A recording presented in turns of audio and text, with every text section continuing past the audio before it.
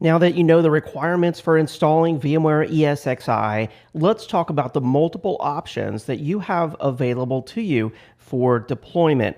The first one being an interactive install. An interactive install is recommended for infrastructures of 5 hosts or less. So if you have 5 hosts or less, this is the way to go. You will simply be inserting either a USB key into the physical host, using a CD or DVD drive to install ESXi, or even booting ESXi over the network using what they call a PXE boot or PXE PXE boot. Using what they call a PXE boot, which is PXE, it stands for Pre-Boot Execution Environment, and it's a way to install ESXi over the network. It doesn't matter how the ESXi software gets to the physical host that it's going to be running on. The point is that you'll be interactively answering the questions related to the installation.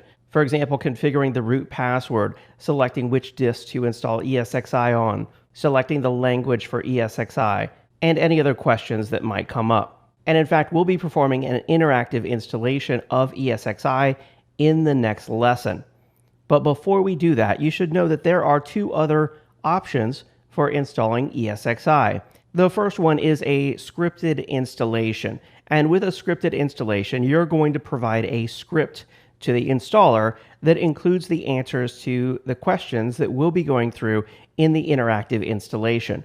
That script will be stored in a location that the host can access via HTTP, HTTPS, FTP, NFS, or it could be included on the CD-ROM or the USB that you provide. And the script will perform the installation in an unattended mode, so you don't have to answer any of those questions. This is a great way if you have more than 5 hosts that will have the same settings and you want to do a mass installation. And then the final option for deploying ESXi is vSphere Auto Deploy. vSphere Auto Deploy can provision 1 or hundreds of physical hosts with ESXi. This is done by setting up a DHCP server that will provide an IP address for the new host.